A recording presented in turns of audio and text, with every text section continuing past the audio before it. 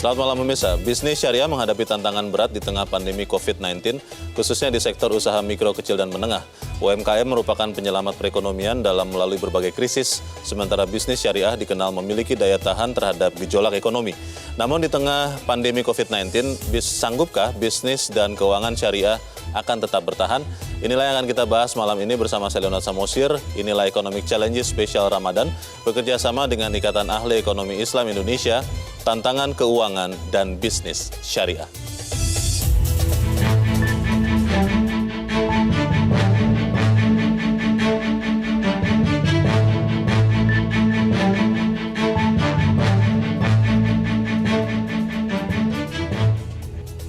Dan malam ini untuk membahas topik ini telah hadir bersama saya dua orang narasumber di Grand Studio Metro TV. Yang pertama adalah Deputi Bidang Industri dan Investasi Kementerian Pariwisata dan Ekonomi Kreatif, Fajar Hutomo. Pak Fajar, selamat malam. Malam, Mas Leo.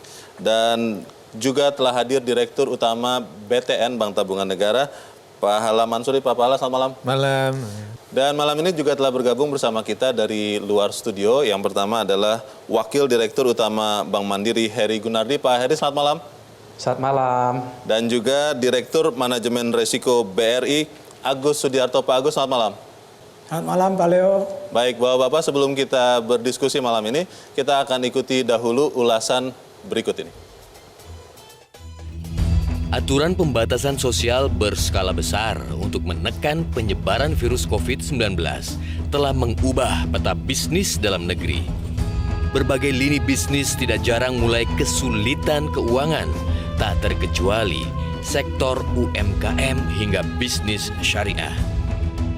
UMKM dan bisnis syariah yang selama ini mampu bertahan melalui krisis ekonomi kembali diuji di tengah merebaknya wabah COVID-19. Sebagai bisnis yang mendominasi perekonomian, UMKM diharapkan kembali mampu melalui resesi ekonomi. Di satu sisi, mendorong berkembangnya bisnis syariah di tengah ketidakpastian ekonomi, diharapkan dapat memperkuat ketahanan ekonomi di masa depan. Namun, sejauh mana peluang UMKM dan bisnis syariah dapat bertahan di tengah badai ekonomi pandemi?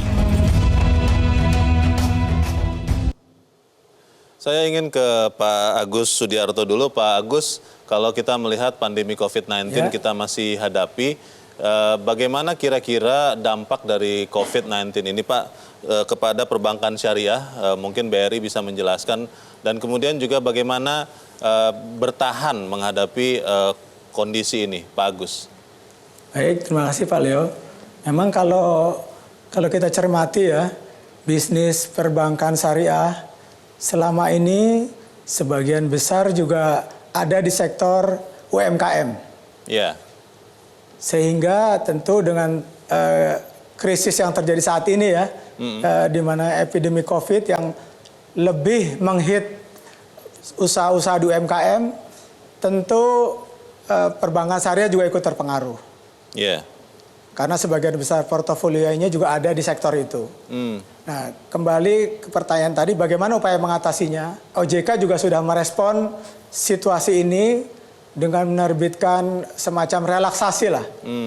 Dalam bentuk POJK 11 di tanggal 13 Maret yang lalu. Iya. Di aturan POJK tersebut ada beberapa keringanan buat perbankan, termasuk perbankan syariah. Nah, ini tentunya harus bisa kita manfaatkan. Dalam bentuk misalnya merestrukturisasi debitur-debitur yang dalam kesulitan, sehingga yang nantinya debitur itu bisa berpotensi menjadi non-performing financing. Karena restrukturisasi itu dia bisa bertahan. Pak Agus, seberapa membantu relaksasi itu bagi para debitur, khususnya UMKM yang Anda lihat, Pak Agus? Memang pada akhirnya yang diberikan oleh perbankan syariah atau perbankan pada umumnya adalah dalam bentuk relaksasi pembayaran kewajiban kepada bank. Yang lebih penting tentu ekosistem bisnisnya sendiri. Dalam arti sampai kapan epidemi COVID ini bisa berakhir. Karena meskipun kita kasih keringanan untuk misalnya penundaan pembayaran pokok atau bunga selama sekian waktu, kalau ternyata misalnya epideminya ini juga berkepanjangan, itu juga tentu masalah yang lebih besar lagi buat industri di UMKM. Baik. Tapi kalau ternyata mudah-mudahan ini tidak berapa lama, saya kira industri UMKM juga akan cepat recover. Oke, baik. Terima kasih Pak Agus. Saya ingin ke Pak Heri. Pak Heri, kalau kita melihat pandemi COVID-19 ini tidak kenal kelas usaha, apakah mikro, kecil, menengah, juga perusahaan besar, korporasi, kemudian juga tidak mengenal apakah ini konvensional ataupun syariah. Kalau Pak Heri melihatnya seperti apa Pak dampak dari COVID-19 ini saat ini? Ya, memang kalau kita lihat ya Mas Leo, saya coba balik sedikit ke belakang ya. Dalam 3 dekade terakhir ini sebetulnya Indonesia terutama kita menghadapi 3 kali krisis ekonomi ya. Tahun 98, kemudian 2008, dan saat tahun ini 2020. Tentunya yang 2 di atas tadi yang saya sampaikan bahwa ini purely memang krisis keuangan gitu.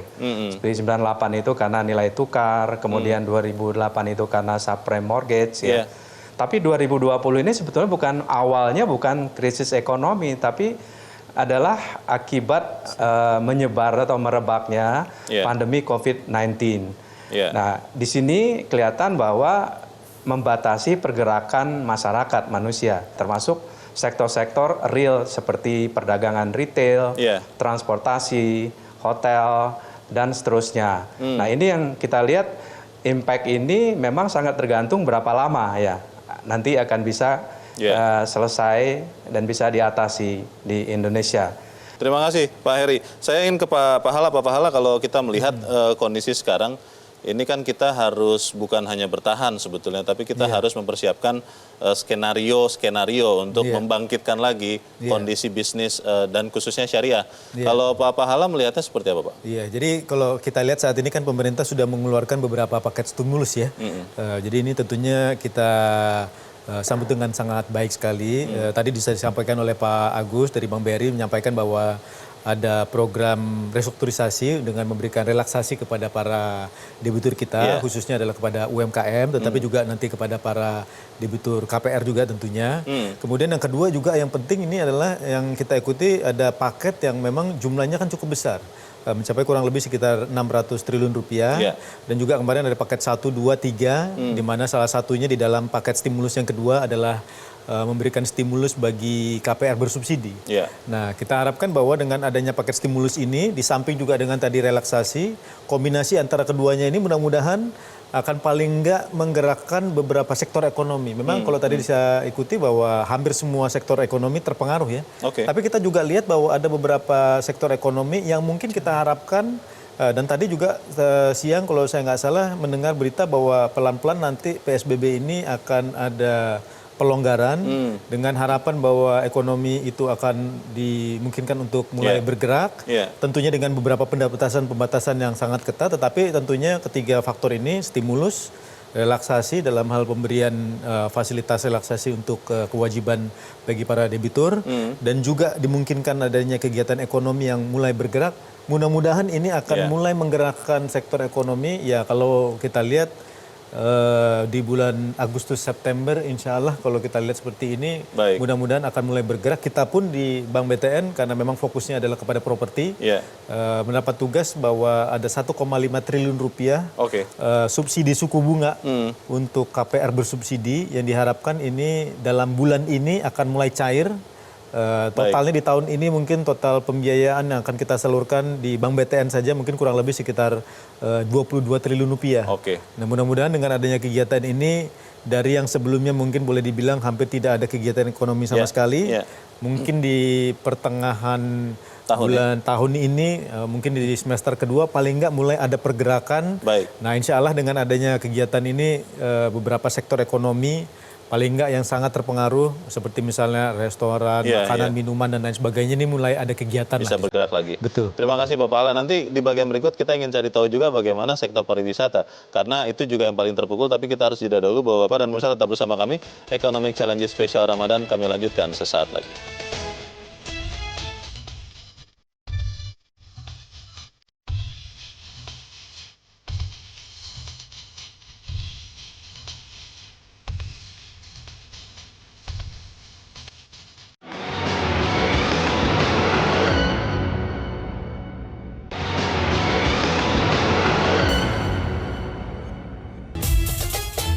Terima kasih pemirsa, Anda masih bersama kami di Economic Challenges Spesial Ramadan. Saya ingin ke Pak Fajar. Pak Fajar, kalau melihat pariwisata adalah sektor yang mestinya paling terpukul ya gara-gara pandemi COVID-19 ini.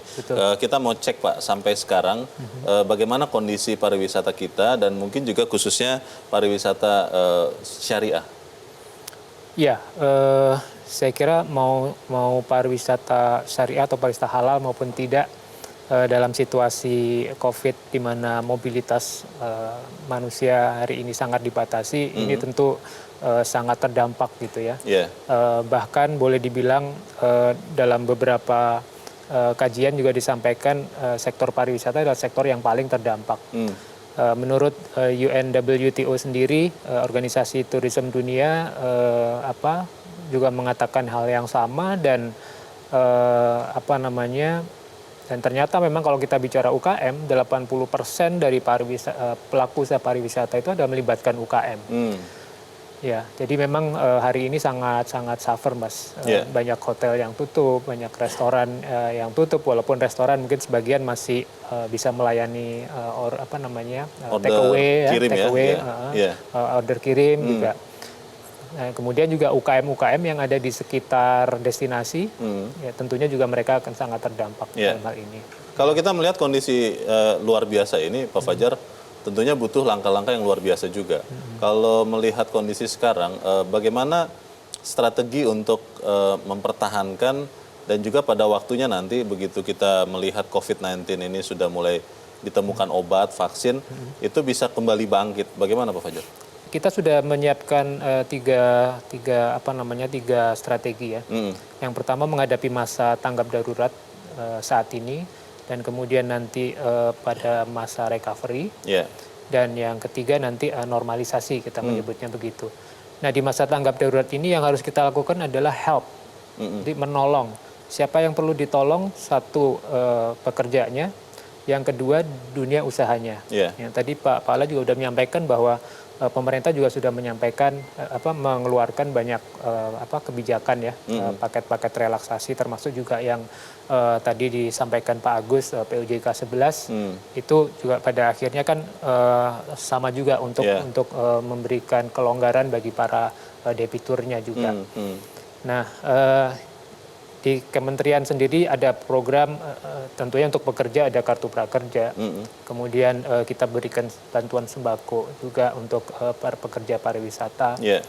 Dan kemudian di dunia usaha tentunya kami di pariwisata tidak dalam otoritas kita, tetapi apa yang sudah dilakukan kawan-kawan di sektor keuangan saya kira itu juga sudah bisa dimanfaatkan, termasuk yang dikur dengan Permenko nomor 6 tahun 2020 itu juga memberikan keleluasaan.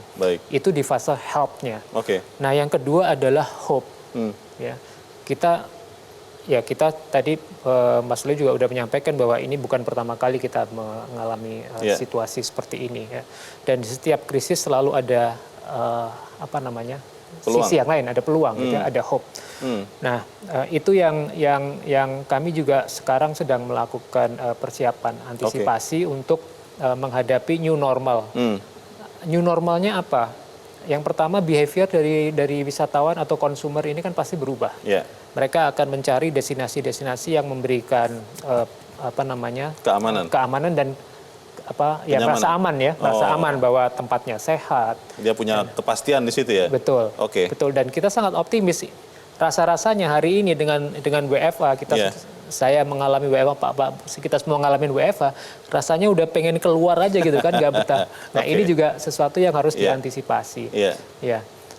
Tadi kita sedang menyiapkan untuk standarisasi dan sertifikasi hygiene and health untuk destinasinya dan untuk industri pariwisata. Jadi persiapan juga dilakukan untuk nanti pada waktunya pulih begitu ya, Pak Fajar. Baik, Pak, saya ingin ke Pak Agus. Pak Agus, kalau kita melihat di tengah kondisi apapun, pengusaha tetap tidak boleh berhenti berikhtiar. Pak Agus, kalau melihat kondisi sekarang, sebetulnya apakah yang bisa dilakukan untuk saat ini mempertahankan pertumbuhan atau bahkan bisa meningkatkan pertumbuhan kredit syariah bagi UMKM di kondisi seperti sekarang, Pak Agus?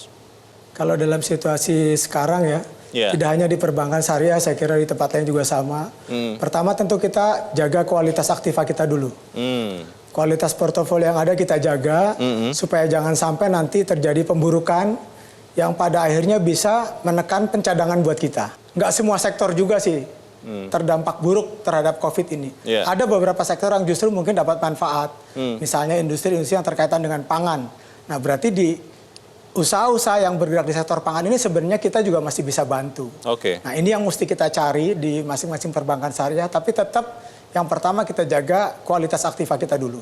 Supaya ini memberikan return yang baik dan tidak malah membebani kita untuk membuat biaya-biaya pencadangan dan sebagainya. Gitu Pak Leo. Baik, Pak Agus, mitigasi tetap dilakukan ya Pak dengan berbagai skenario mungkin karena kita sama-sama masih belum tahu pandemi COVID ini kapan berakhir. Tetap dilakukan ya mitigasi itu ya Pak Agus ya? Betul. Antara lain tadi upaya-upaya restu yang kita lakukan juga begitu untuk memberi kelonggaran lah kepada nasabah-nasabah kita. Apakah kita bisa perpanjang untuk 6 bulan, 9 bulan dan sebagainya sambil memberi kesempatan nasabah kita ini survive juga kepada usahanya. Karena terus terang Pak Leo, perbankan kalau tidak ada nasabahnya juga tidak ada artinya. Betul. Baik. Jadi kalau nasabahnya sehat, pada akhirnya kan juga banknya juga akan sehat. Baik, itu Pak Leo. Baik, terima kasih Pak Agus. Saya ingin ke Pak Heri. Pak Heri, kalau melihat pengalaman sejarah sebelumnya, bisnis keuangan syariah itu dikenal memiliki daya tahan atau resiliensi. Kalau Anda melihat Pak Heri, seperti apa sebetulnya resiliensi untuk bisnis dan keuangan syariah ini? Yang pertama kalau kita lihat kenapa bisnis syariah ini dibilang cukup memiliki daya tahan dan resilient. Pertama kita lihat dari sisi konsep ya perbankan syariah. Ini adalah konsep bagi hasil. Bagi hasil ini sebetulnya di dalamnya terkandung ada yang namanya risk sharing ya antara nasabah dan banknya gitu ya. Nah jadi bagi hasil ini tentunya sudah disepakati dari awal jika memang usahanya tidak bisa tumbuh maksimal ya pembagiannya juga seperti itu mengikuti apa yang terjadi dengan kondisi usaha masing-masing. Nah, kemudian yang kedua karena pola bagi hasil ini memberikan keleluasaan atau fleksibilitas kepada nasabah dan bank untuk lebih fokus, lebih resilient dalam memikirkan usahanya di masa sulit ya karena dampak COVID-19 ini. Kemudian yang berikut ya, bisnis syariah di Indonesia itu punya market yang spesifik khusus ya. Dan orang-orang ini cukup fanatik gitu ya dengan bisnis yang mereka beli ya dari perbankan syariah yang diikuti dengan perbankan syariah.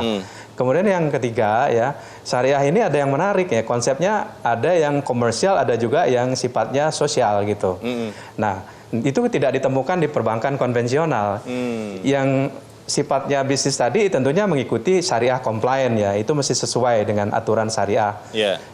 Kang yang sifatnya sosial adalah itu ada namanya wakaf, zakat gitu ya, dan infak juga ada di sana gitu. Ini yang membuat syariah memang sangat spesifik. Kemudian yang berikut ya, kalau saya lihat dari statistik ya, total aset perbankan syariah di Indonesia sekarang ini sampai bulan Januari yang lalu itu sudah mencapai sekitar 529 triliun ya. Dan kalau kita lihat juga sampai Januari yang lalu pertumbuhan kredit itu masih double digit ya, sekitar 11,5%. Dana pun masih tumbuh sekitar 11,2% gitu.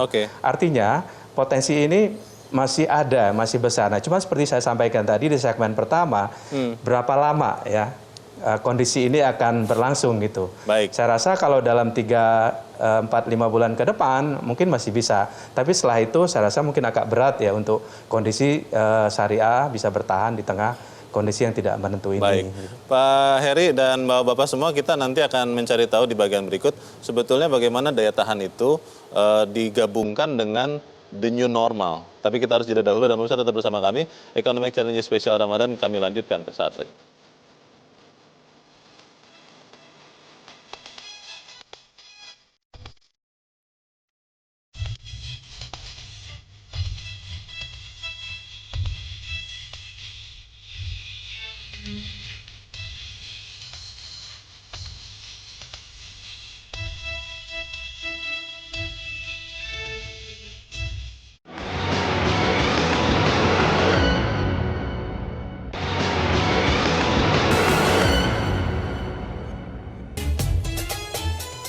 Terima kasih pemirsa, Anda masih bersama kami di Economic Challenge Spesial Ramadan. Pak Pahala, daya tahan di bisnis syariah itu juga harus disesuaikan dengan banyak orang menyebut sekarang the new normal, Pak. Setelah pandemi COVID-19 ini berakhir, bisnis mungkin tidak akan sama lagi seperti yang lalu. Kalau melihat seperti ini, apa peluang bagi pengembangan bisnis keuangan syariah dan juga mungkin lebih spesifik lagi karena Bapak ada di BTN, untuk properti ini bagaimana Pak? Iya, baik, terima kasih. Jadi yang pertama mungkin the new normal ini apa sih sebetulnya gitu kan. Yang pasti kan kalau kita lihat saat ini ya, kalau kita mau lihat ke depan ya paling nggak sampai dengan, tadi kan kita sempat ngomong juga, sampai dengan vaksin ini ditemukan. Gitu kan. Kalau saya sih melihat setelah vaksin ini ditemukan tentunya situasinya akan berubah. Artinya kondisinya mungkin akan balik ke normal seperti yang kita kenal dulu lagi. Tapi sebelum itu terjadi ya mungkin waktunya ini sampai dengan triwulan 1 atau triwulan 2 tahun 2021 berarti ada kurang lebih kita 12 bulan ke depan. Pasti yang pertama mungkin kegiatan kita akan lebih banyak terfokus kepada work from home. Kemudian juga kita juga banyak melakukan ataupun berkegiatan itu secara online. Jadi ini mungkin sesuatu yang juga bagi bisnis syariah pun adalah bagaimana kita memang mengantisipasi bahwa sampai dengan 12 bulan ke depan. Tapi di sisi lain juga ada beberapa kesempatan-kesempatan yang mungkin bisa diambil di beberapa bisnis tertentu. Kita dengar seperti misalnya bisnis online pertumbuhannya kan juga luar biasa sekali. Kita pun di perbankan juga melihat transaksi yang terjadi melalui mobile banking, internet banking itu mengalami peningkatan atau lonjakan yang luar biasa sekali. Dan ini yang juga tentunya kita pun di Bank BTN melihat bahwa coba kita bagaimana kita juga bisa menjual KPR juga secara online. Jadi kita punya website sekarang yang namanya btnproperty.co.id di mana di situ para nasabah kita bisa mengaplikasi. Tapi bagaimana betul-betul secara end-to-end si nasabah, si debitur bisa melakukan aplikasi, mensubmit aplikasinya juga secara online juga. Gitu. Dan juga memberikan kesempatan kepada mereka untuk yang paling susah ini kalau beli rumah kan bukan submit aplikasinya kan, barangnya ini gimana, gitu kan, verifikasinya ya. Dia lihat itu secara 360 derajat, gambarnya seperti apa, lokasinya gimana, bekerja sama juga dengan misalnya untuk mengidentifikasi lokasinya di mana sih, persisnya tuh titiknya di mana, di sampingnya ada itu yang akan dicarikan. Nah itu mungkin cara-cara the new business baru yang mungkin kita harus lihat bagaimana kita memang menggapai atau berusaha untuk reach out lah kepada nasabah kita secara online tadi. Sudah ada rencana yang baik, tapi saya ingin ke Pak Agus lagi. Pak Agus, kalau kita mengecek bahwa UMKM ini sudah dapat relaksasi, tadi Anda sudah katakan, tapi sebetulnya bagaimana dengan tingkat NPF Pak, untuk kredit syariah khususnya bagi UMKM di tengah-tengah kondisi pandemi COVID-19 ini Pak Agus? Memang kalau kita coba lihat ya, progres dari NPF di industri syariah, kalau kita bandingkan dengan yang di perbankan konvensional ya, lebih tinggi memang kondisi NPF di perbankan syariah. Hanya ada suatu kondisi yang menarik bahwa kalau kita lihat 3-4 tahun belakangan sebenarnya kondisi NPF-nya di perbankan syariah sudah mulai membaik. Sampai di posisi akhir tahun lalu tuh di posisi 3,1% posisi NPF-nya. Ini sudah jauh membaik dibanding posisi yang pernah tinggi hampir 5% di periode-periode 2015-2016 yang lalu. Sementara di perbankan konven justru kondisinya adalah mulai agak ada kenaikan sedikit. Posisi NPL rasionya di industri menjadi 2,5. Hanya memang terus terang dengan kondisi pandemi COVID ini akan banyak berpengaruh lah kepada perbankan syariah. Mudah-mudahan pengaruhnya tidak sampai sedemikian besar karena ada beberapa relaksasi yang diberikan OJK. Nah ini yang buat kita di perbankan syariah, yang penting adalah jagain terhadap yang existing portfolio seperti saya katakan tadi, jangan semakin memburuk.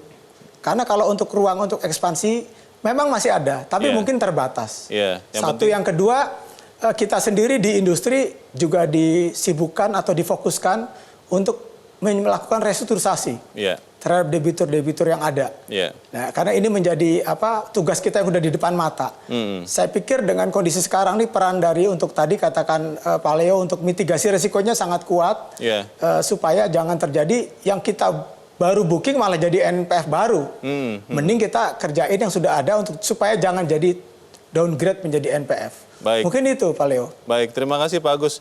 Pak Heri, tadi sebenarnya sudah mulai terbuka dari Pak Pahala, Pak Fajar, ada rencana-rencana untuk memulai lagi bisnis. Tapi kan kalau nanti kita sudah melihat mungkin di ujung pandemi COVID ini ketidakpastian itu tinggi, Pak. Bagaimana mengantisipasi hal ini, Pak Heri? Iya, sebetulnya kalau kita simak ya, dengan adanya pandemi COVID ini sudah merubah juga behavior masyarakat atau nasabah gitu ya. Jadi tadi Pak Pahala juga sudah sampaikan bahwa selama ini dengan adanya di social distancing dan PSBB, kantor cabang bank itu sangat terbatas dibuka gitu ya. Seperti di Mandiri saja kalau kita bilang ya hampir 50% cabang kita tidak beroperasi. Jadi artinya kembali ke perbankan syariah ya, ke depan itu yang pertama yang harus dibangun adalah capability digital banking, jadi online banking.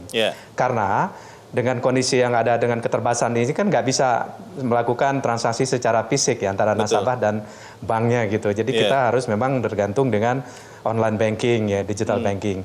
Jadi kemampuan teknologi memang penting untuk didorong ya perkembangannya ke depan ya. Kemudian kedua saya juga mau cerita. Kalau memang krisis ini tidak ada ya sebelumnya, katakanlah di akhir tahun yang lalu, dari sisi potensi, Indonesia ini memang negara dengan penduduk muslim yang lumayan banyak ya.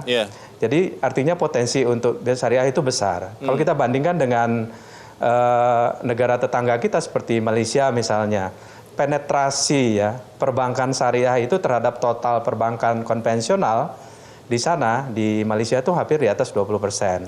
Sementara di kita sekarang hanya mungkin sekitar 5% kurang lebih gitu ya. Apalagi kalau misalnya di Middle East, seperti Bahrain, itu bisa sampai 50%. Nah, white space yang lebar ini sebenarnya adalah potensi yang nanti bisa digarap. Tentunya, gimana kita menggarap potensi yang ada ini, akan kembali lagi ke kemampuan dari bisnis syariah sendiri. Di samping tadi ya delivery channel, juga syariah juga harus mampu membangun produk yang inovatif ya, produk yang sesuai dengan yang diharapkan oleh nasabahnya, dan juga kemampuan risk management ya, risk management baik dari sisi aset maupun dari sisi liabilities. Nah ini yang membuat syariah bisa bertahan dan juga bisa maju di tahun-tahun depan nanti kalau kita sudah sampai ke posisi new normal era gitu. Pak. Terima kasih Pak Heri. Pak Fajar, kita harus tetap optimis apapun kondisinya. Nah kalau kita melihat nanti di ujung pandemi, setelah pandemi COVID ini, apakah tetap ada peluang untuk sektor pariwisata, khususnya pariwisata halal, Pak? Ya, saya kira peluangnya akan sangat besar, Mas. Yang pertama tadi saya sampaikan, pasca dikurung, kita akan punya keinginan yang lebih besar untuk keluar. Karena saat ini jenuh sekali begitu jenuh, ya? Gitu kan. Minimal kita akan keluar deket-deket dulu lah gitu ya di dalam kota. Ya, kita juga menangkap akan ada namanya fenomena staycation, di mana orang akan stay menghabiskan vacation tapi stay di dalam kota itu dekat-dekat saja dulu dekat-dekat saja. Yang penting tidak di rumah begitu. Betul. Nah setelah itu udah mulai berani, udah mulai nyaman, udah bisa mengukur ini kira-kira mana yang safe, mana yang tidak. Dia akan mulai keluar lebih jauh, mungkin 1 jam, 2 jam perjalanan dari tempat tinggalnya. Ya. Kalau yang dari ke Jakarta, di Jakarta mungkin mau ke Bandung gitu ya, di Surabaya mau ke Malang gitu. Ya paling enggak dia punya semacam ini, kalau ada apa-apa saya masih bisa balik dengan cepat gitu. Nah dan seterusnya gitu. Nah terkait dengan bisnis syariah, menurut saya justru inilah saatnya peluang Pak sebenarnya. Kenapa? Kita menghadapi konsumen yang tadi dia lebih aware terhadap kesehatan, lebih aware terhadap hal-hal yang bersih, ya kan? Ini sebenarnya peluang. Kenapa? justru sifat dari bisnis syariah atau industri syariah itu kan bukan hanya halal sebenarnya, tetapi juga toyib kan, halal dan toyib, which is itu justru harus menjadi satu competitive advantage buat kawan-kawan yang bergerak di industri syariah ini, di bisnis syariah ini, untuk menjadikan itu sebagai sebuah nilai tambah, gitu. Jadi saya sangat di samping digital ya, digital tentunya orang makin cashless ya Pak ya, orang makin terbiasa. Kemarin nggak pernah pegang duit lagi gitu kan. Kemudian contactless, berusaha untuk meminimalkan kontak. Jadi saya kira digital dan syariah ini arahnya adalah ke sana. Justru ini yang harus dipersiapkan dari sekarang. Gitu. Baik, di tengah kondisi yang susah, memang kita semua harus sama-sama bersatu. Nanti bagaimana persatuan itu bisa membangkitkan kita lagi, kita akan bahas di bagian berikut. Dan pemirsa tetap bersama kami, Economic Challenge Spesial Ramadan akan kami lanjutkan sesaat lagi.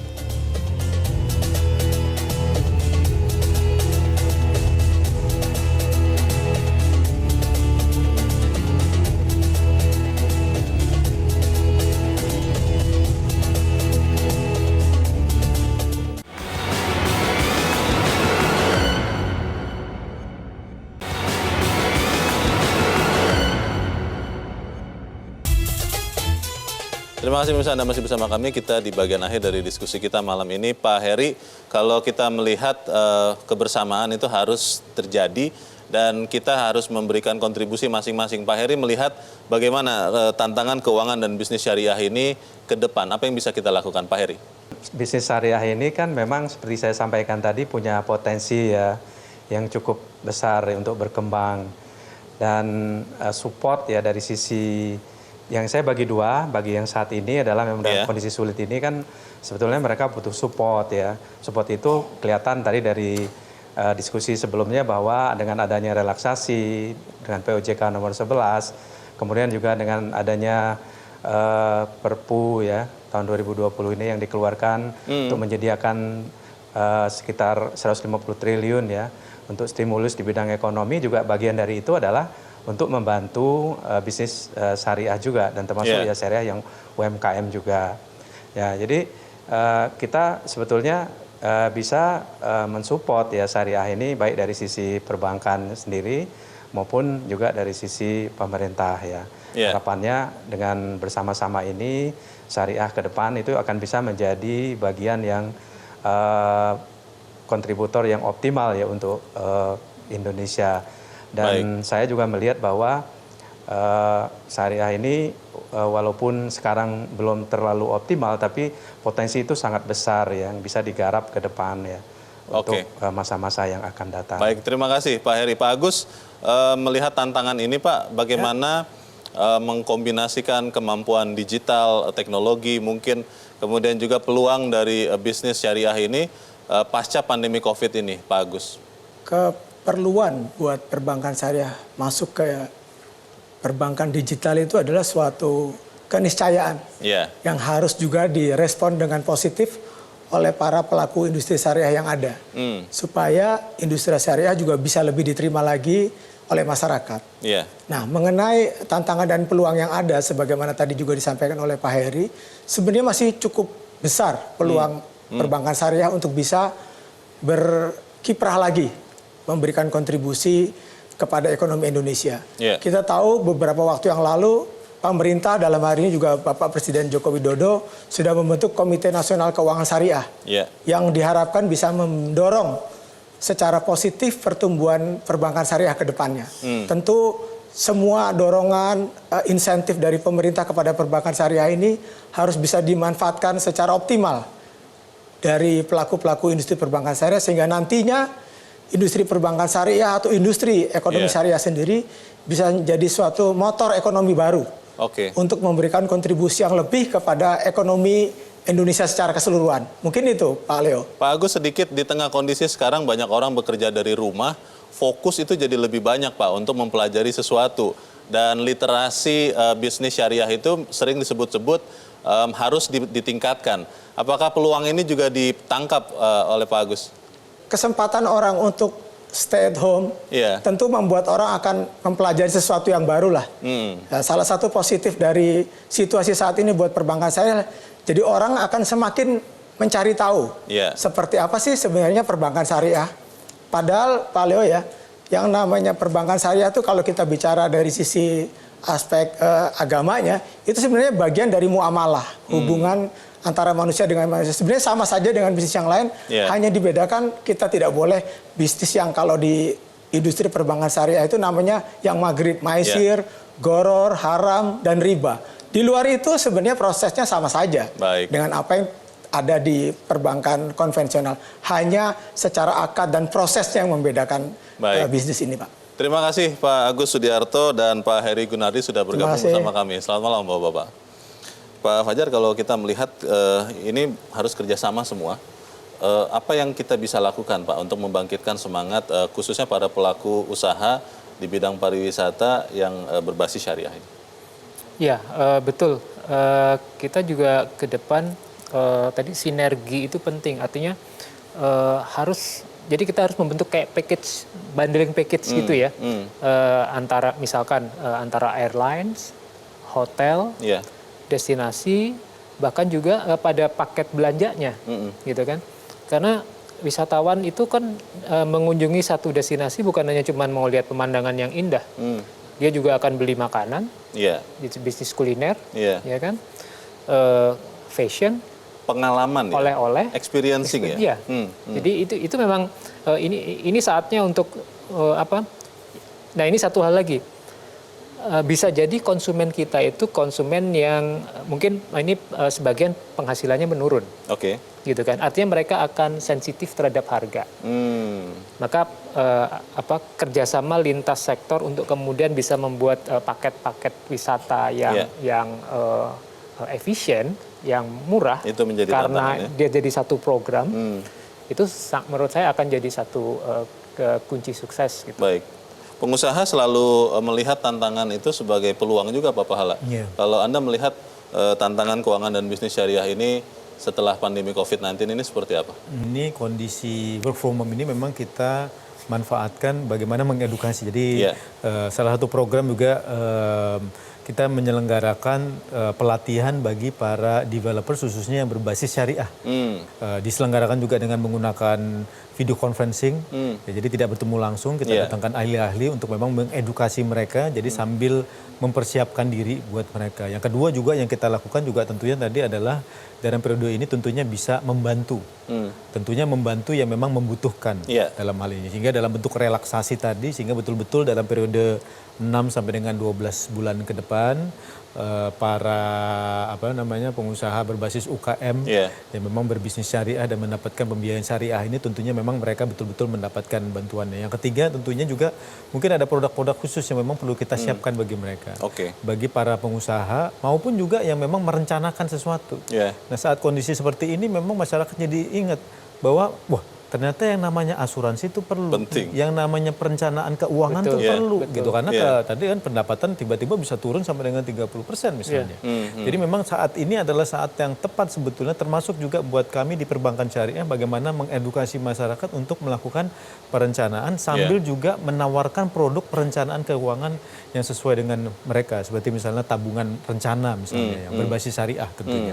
Jadi ini mungkin beberapa hal yang memang kita lakukan di dalam periode ini ya untuk memang memastikan bahwa nasabah, debitur, pengusaha mereka juga melakukan perencanaan keuangan yang memang sesuai dengan kondisi saat ini. Tahun depan IMF mengatakan Pak Pahala tahun depan bisa tumbuh positif 8%.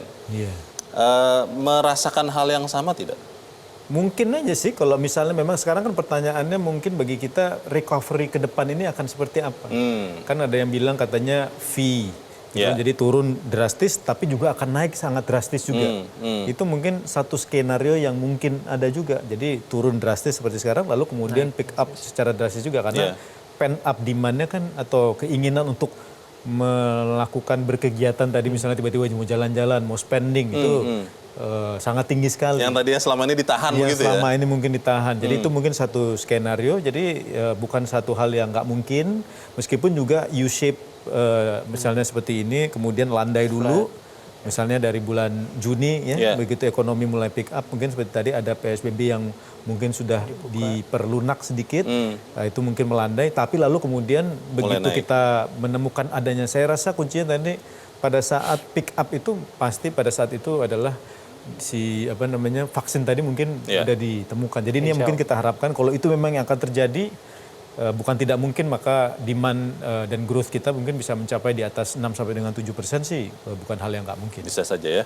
Baik, semoga kita bisa bertahan dan bukan hanya bertahan tapi juga memperbaiki diri untuk menerima peluang yang lebih baik lagi ya. Pak Fajar Hutomo dan Pak Alaman Suri, terima kasih sudah hadir di tempat ini.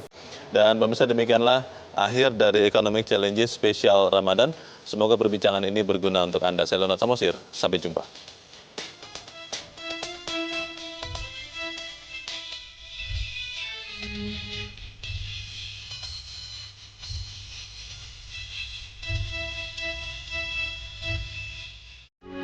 Metro TV, knowledge to elevate.